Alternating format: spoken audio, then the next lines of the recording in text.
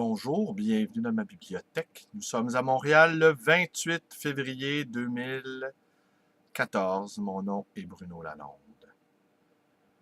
Oui, hier, un moment de folie passagère, de folie meurtrière virtuelle passagère, amok. Hein. Quand les éléphants deviennent fous, là, tout d'un coup, ils ont envie de tout piétiner sur leur passage. Alors, qu'est-ce qui s'est passé dans ma petite tête? J'ai actionné le dispositif exterminateur de Facebook, c'est-à-dire cette fonction qui consiste à retirer de la liste. On peut également signaler quand des propos trop inconvenants, vulgaires ou de nature injurieuse nous sont faits. On peut également bloquer. Alors donc, j'ai retiré de ma liste une cinquantaine de contacts Facebook. Alors, qu'est-ce qui a provoqué ainsi mon ire? Il y avait trop de Québec solidaire qui grenouillait sur mon fil de nouvelles. Et ici, je peux vous confier que pendant plusieurs mois, j'ai eu l'idée de joindre les rangs de cette formation politique. Et puis, le débat sur la charte a eu lieu. Le débat sur la charte a commencé.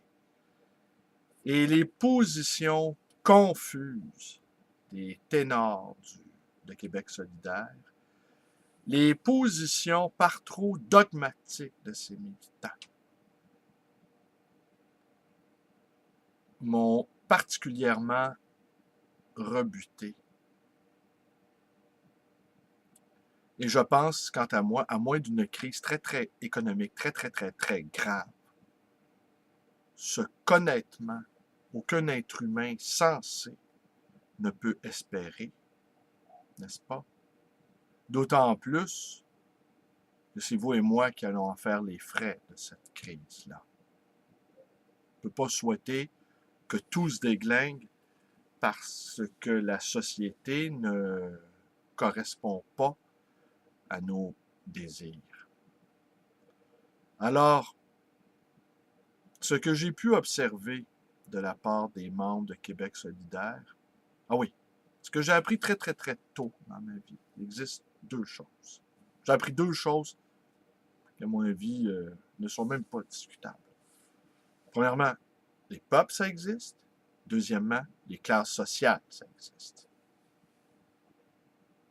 Et quand j'entends des gens nier l'existence du peuple québécois, je le comprends chez certains fédéralistes, je le comprends chez certaines personnes qui nous connaissent mal, je le comprends également de personnes qui ne veulent pas s'assumer eux-mêmes, je comprends ça.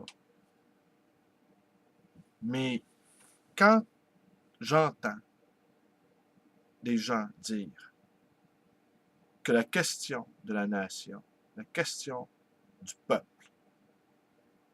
n'a pas d'importance dans le grand cadre des échanges économiques, dans le grand système néolibéral, que c'est une notion dépassée, caduque, que celle de la nation, je commence à devenir nerveux.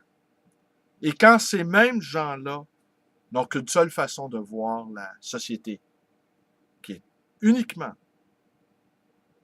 en classe sociale, uniquement segmentée en classe sociale, là, je suis agacé. Oui, les classes sociales existent, c'est évident.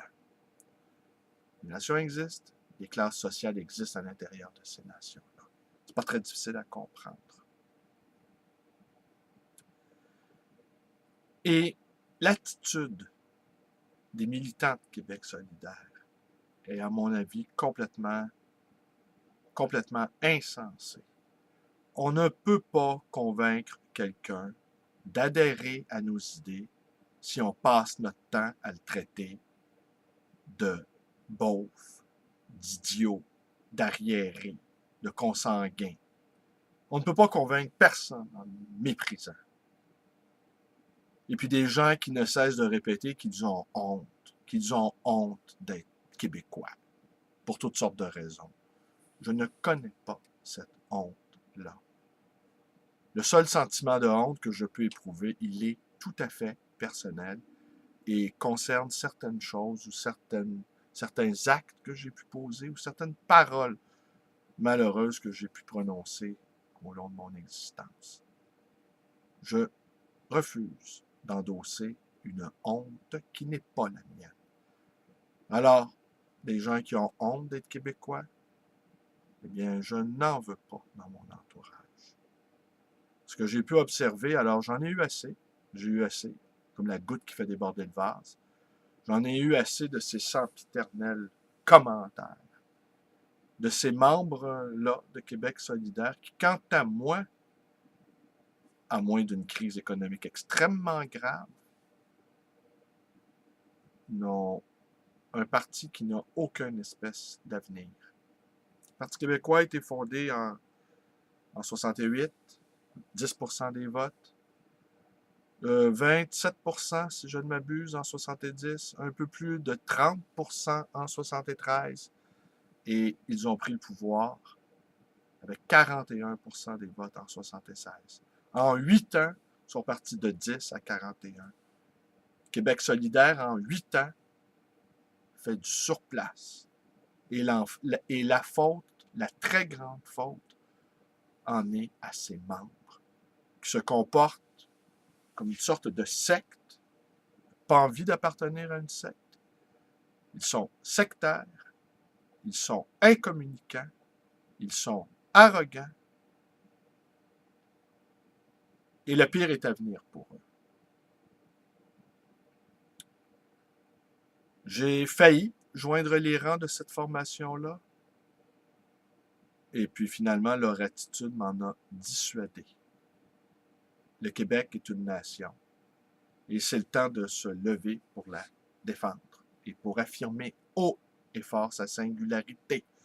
Elle n'est pas mieux que les autres, elle n'est pas pire que les autres. On est simplement ce que nous sommes et nous devons nous assumer en tant que tels.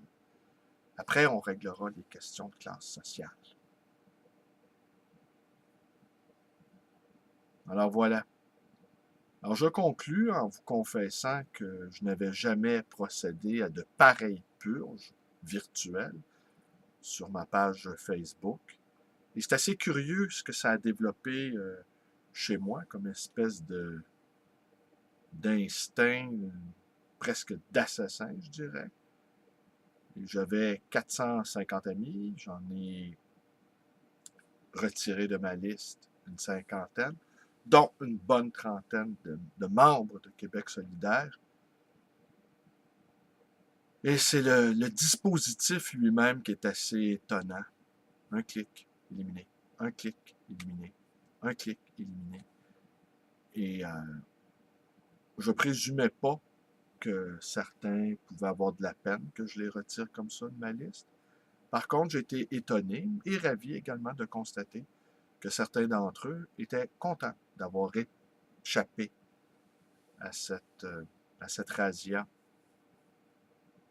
Étions-nous plus humains avant la venue des réseaux sociaux? J'en doute fort. Nous sommes maintenant inhumains d'une autre manière. C'était pas si drôle que ça, les années 80, ni les années 90, ni les années 2000, qui ne sont pas si lointaines. Ce n'était pas si drôle. L'incommunication règne en maître dans nos sociétés depuis si longtemps. Dans nos villes, du moins, comme le soulignait notre ami Alain Trempe lors de notre réunion des amis disant qu'il faut faire la distinction entre les grandes villes et les villages, naturellement. Est-ce que nous avions tant de plaisir que ça dans les années 80, dans les années 90? Croyez-moi, non. Déjà, nous ne nous parlions pas. Et le modèle proposé de vie démocratique, c'était celui du centre d'achat, où chacun va et vient sans jamais se parler, ni se croiser, ni se voir. Et quand je pense au multiculturalisme canadien, ça me fait l'effet d'un grand centre d'achat où chacun conserve, en apparence du moins, mais peut-être plus profondément qu'il n'y paraît, la singularité de sa propre existence.